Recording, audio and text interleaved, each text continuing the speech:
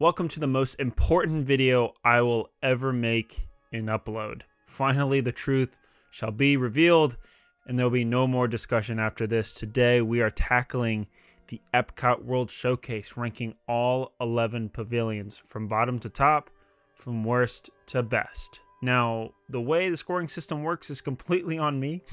This is a very subjective list, but there are some objective truths in it. Explaining the ranking system will only make this video longer, so let's just get into it. Before you Canada lovers all get mad, this isn't a terrible pavilion. You got a good steakhouse restaurant in Le Cellier, and you got a show in O Canada, so definitely points there. However, those are pretty much the highlights of this pavilion.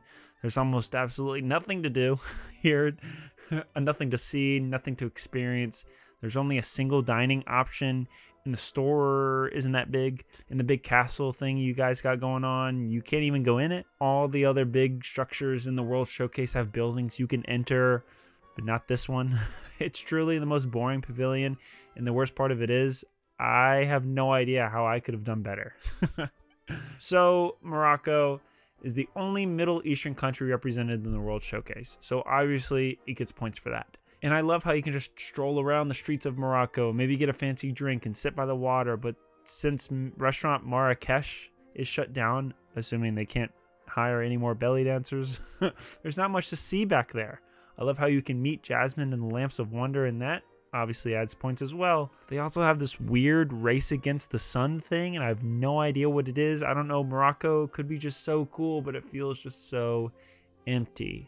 Unfortunately, this is where the motherland belongs. Yes, I know Italy has Via Napoli, probably the best restaurant in the World Showcase. Their pizza is fantastic, and Italy has a great street performance.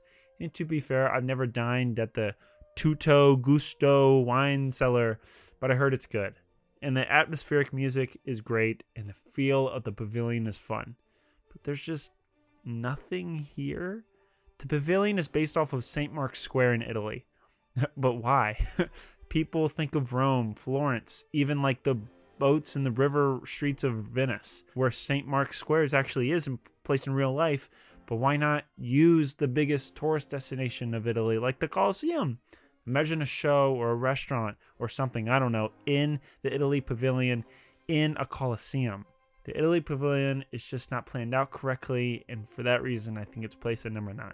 Norway, Norway, Norway. You make me so mad. Disney's decision-making has ruined you. Imagineering has ruined you. Corporate greed has ruined you. My dear friend Maelstrom, I apologize. It bothers me so much that Norway, before Frozen Ever After, could have had a case for being the best pavilion in the World Showcase. But like I said, corporate greed stood in the way of that. Besides the atrocity that is Frozen Ever After, Norway is an alright pavilion. It has cool architecture, neat little stores, but the absolute best thing about Norway now is the Norwegian church, the gods of the Vikings. It's a cool little building showcasing mythology that the Scandinavian culture adheres to. Good little thing Norway's got going on. I like it. I like it. Now we start getting into the actually good pavilions that are worth your time. Mexico is the only pavilion to have the majority of its area inside, and what encapsulates the entire pavilion is a massive Mayan pyramid. I think that's just so cool. It's just so cool. But before we get to the pyramid, there's three eatery places: La Hacienda La San Angel, La Cantina de San Angel, and the alcoholic margarita joint to the left of the pyramid. All looking out over the water. It's just a beautiful sight. Anyways, I love the inside of Mexico with the little marketplace in the middle. Such a cool idea. And I wish other pavilions had marketplaces instead of their conventional stores. I actually enjoy the inclusion of the Grand Fiesta Tour. It's the perfect IP inclusion for this pavilion. So it's a good pavilion. I like Mexico. United States. Now, listen. I've never felt the need to include myself in this pavilion. I've never felt the need to walk around the United States area, or should I say the American adventure. However, it has good colonial architecture. No table service restaurant here, but the Regal Eagle Smokehouse, first of all, has a great name, and second, has good barbecue. There also is an Art of Disney shop with a bunch of paintings, and the American Adventure is the only place to find funnel cakes and turkey legs in the park. And when you get tired, take a little nap in the show. The long, dark, sleep-inducing animatronic show that is the American Adventure. That's the name of the show and the name of the pavilion as well.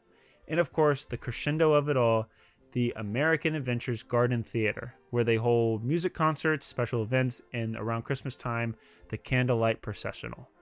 Breaking the top 5, we got Japan. I might be a little bit biased here because Japan is my favorite pavilion, but just hear me out. Japan has a massive, massive store with a bunch of weeboo things like plushies, Godzilla posters, and Japanese snacks and candy. Besides the American Adventure, Japan is the only pavilion to have something out on the water that pertains to the pavilion with the large red torii gate.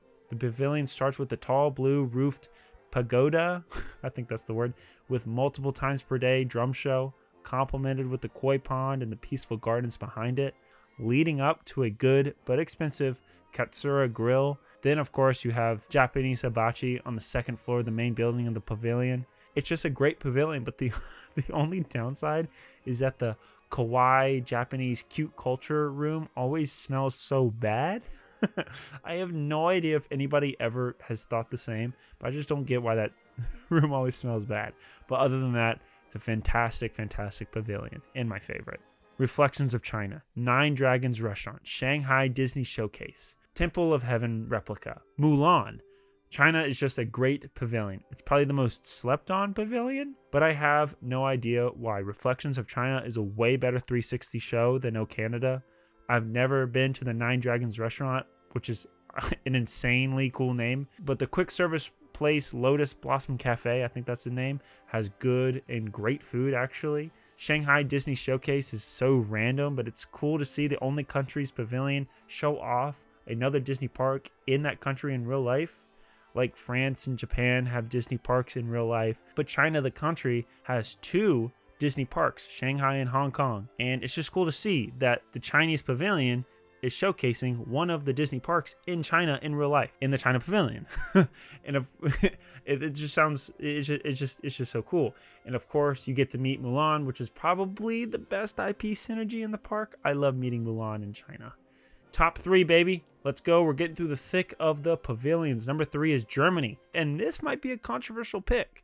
But Nate, Germany has way less things to do than pavilions like Japan or Mexico. And to that, my rebuttal is German pretzels. Yes, I said it. The German pretzels almost single-handedly beats out most of the pavilions.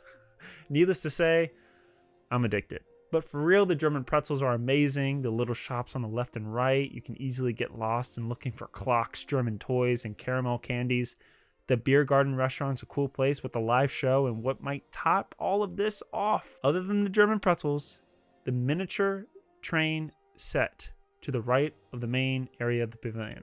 It's just a neat, cute, little fun detail for the German pavilion. That's why Germany is at number 3. Runner-up for the best Epcot pavilion turns out to be the United Kingdom. What a beautiful pavilion. Great architecture, great shopping. It makes you feel like you're actually walking through old and new London with the sections of the buildings going from older to newer British architecture. Absolutely fantastic theming. All of the buildings look fantastic, and of course, very authentic British food. But the United Kingdom pavilion would not be here in this spot if it wasn't for the British Gardens, where there are numerous bands who perform on the beautifully structured gazebo. Such a nice and quiet little area to sit and relax and listen to music. This pavilion would not be the same if it wasn't for this garden area. And of course, you can meet Mary Poppins here. And speaking of Mary Poppins, Disney, where's the Mary Poppins Omni-Mover ride, huh? Where's it at? If United Kingdom had the Mary Poppins ride, it would 100% be number 1 over... Listen.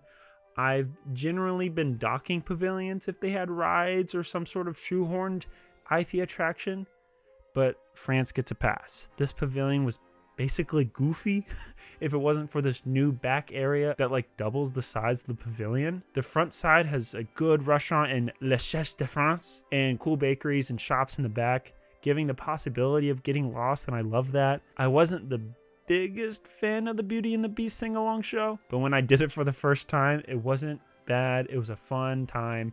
But where this pavilion has gotten new life is in the back with the new Ratatouille ride. I will be the first to say, this ride sucks.